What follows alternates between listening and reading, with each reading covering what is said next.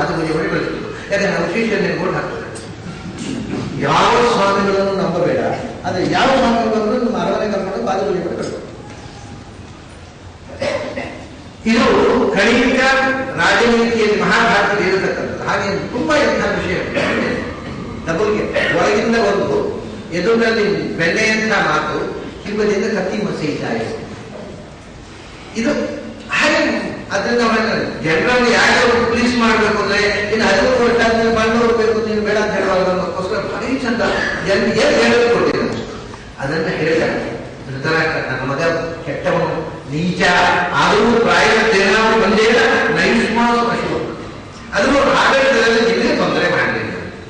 ಇದೊಂದು ಪಾಠಾಂತರವಾಗಿರ್ತದೆ. ಯಾವ ಏನು ಗೊತ್ತಾ, ಇದೇನಂದ್ರೆ ಪ್ರಾಯದೇನಾಗಿ ಬಂದೇನ ಯುಷ್ಮಾನುಷ್ಮಾಂತೇಶಿ ಈಗ ಮಹಾಭಾರತ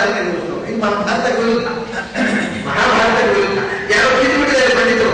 ನಾವು ಎಂಥ ನೀಚ ಅಂದ್ರೆ ನಿಮಗೂ ತೊಂದರೆ ಕೊಡ ನಿಮಗೆ ನೀಚನಾದರೂ ನಿಮಗೆ ತೊಂದರೆ ಕೊಡ್ಬೇಕಾದ್ರೆ ಕೂಡಬೇಕು. ಅದನ್ನ ನೈಜತೆಗೂ ಅಭಿ ಹಾಕಿ ನೈಷ್ಮಾಸ ಯುಷ್ಮಾಸ ಈಗ ಮಹಾಭಾರತ ತಾತ್ಪರ್ಯದಲ್ಲಿ ಪ್ರಚಾರ ಮಾಡಿರು. ಮಹಾಭಾರತಕ್ಕೆ ವಿರುದ್ಧವಾದ ಪಾಠ ಅಂತ ಪಾಠಾಂತರದಿಂದ ಅರ್ಥ ವಿಪರೀತ ಆಗುತ್ತೆ ಅನ್ನೋದಕ್ಕೆ ದೃಷ್ಟಾಂತ. ಆಮೇಲೆ ಇಂಥ ತುಂಬಾ ಉದಾಹರಣೆಗಳನ್ನ ಅರ್ಥಾಂತರದಿಂದ ವಿರೋಧಾಂತರ ಅರ್ಥಾಂತರ ನಭವೇದ ಹರಿ ನಭವೇದ ಹೀಗೆ ಪಾಠಾಂತರಗಳಿಗೆ ಆಗತಕ್ಕ ತೊಂದರೆಗಳ ಒಂದು ವಿಶ್ಲೇಷಣೆ ಆಚಾರ್ಯರು ಇಟ್ಟು ಒಂದು ಎಡಿಟಿಂಗ್ ಮಾಡುವಾಗ ಎಷ್ಟು ತೊಂದರೆಗಳು ಅದನ್ನ ಇದೆಲ್ಲ ಆದ್ಮೇಲೆ ಗ್ರಂಥೋಪಯೋಗವಿರುವಂತಹ ಕಿಂ ಅರ್ಥೋ ದೇವದುರ್ಗಮ ಟೆಸ್ಟೇ ಇಟ್ಕೊಂಡ ಅಂತ ಯಾವ ಪಾಠ ಸರಿ ಯಾವ ಪಾಠ ತಪ್ಪು ತೀರ್ಮಾನ ಮಾಡಬೇಕಾಗಿದ್ರೆ ಒಂದೊಂದು ಸರ್ತಿ ನನಗೆ ಒಂದು ಶ್ಲೋಕದ ಪಾಠ ಯಾವುದೊಂದು ತೀರ್ಮಾನ ಮಾಡೋದಕ್ಕೆ ತಿಂಗಳಗಟ್ಟಲೆ ಗೊತ್ತಾಗಿತ್ತು. ಇದು ಕಷ್ಟ ಮಾಡಿದವರಿಗೆ ಇದು ಉದ್ಘಾಟನೆ ಕೆಲಸ ಅಲ್ಲ. ಆದ್ರೆ ಅದನ್ನು ಇಷ್ಟು ಆಗಿ ಶುದ್ಧವಾದ ಸಿಕ್ಕಿದ ಮೇಲೆ ಕೂಡ ಕಿಂ ಅರ್ಥ ದೇವದುರ್ಗಮ ದೇವತೆಗಳಿಗೂ ಅರ್ಥವಾಗದಂತಹ ವ್ಯಾಸರ ಭಾಷೆ ಶುದ್ಧವಾದ ಸಿಕ್ಕಿದ್ರು ಶುದ್ಧವಾಗಲೇ ಸಿಗೋಲ್ಲ. ಶುದ್ಧ ಅನ್ನೋದು ಗತಿಯೇ ಗೊತ್ತಾರೆ.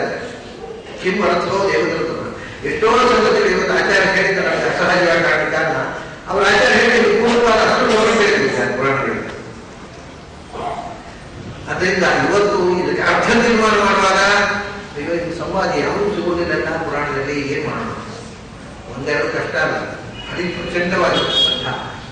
ಆದರೆ ಅಂಥ ಎಲ್ಲ ಕಷ್ಟಗಳನ್ನು ಒಂದು ಮಾರ್ಗದರ್ಶನ ಕೊಟ್ಟು ಎಲ್ಲ ಸಮಸ್ಯೆಗಳನ್ನು ಪರಿಹರಿಸಿ 200 ವರ್ಷಗಳ ಮೊದಲು ಪುರಾಣ ಸಾಹಿತ್ಯದ ಮೇಲೆ ರಿಸರ್ಚ್ ಮಾಡಬೇಕಾಗಿದೆ.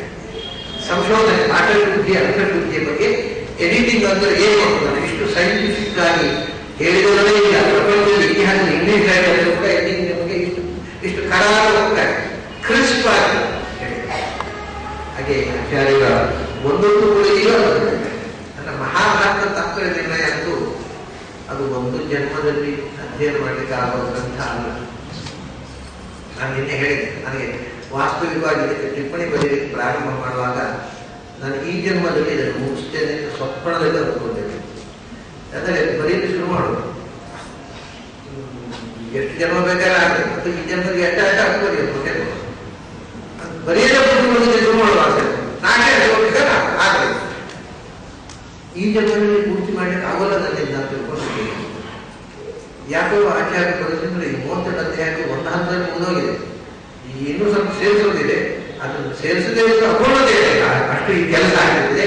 ಇವತ್ತು ಧೈರ್ಯ ಬಂದಿದೆ. ಆಚಾರ್ಯ ತಥಾಸ್ತು ಅಂತ ಹೇಳಿದ್ದಾರೆ. ಅವರು ತಥಾಸ್ತು ಹೇಳಿದ್ರೆ ನಮಗೆ ಗ್ರಹಿಸಲಿಲ್ಲ. ಅವರು ತಥಾಸ್ತು ಹೇಳಿದ್ದಾರೆ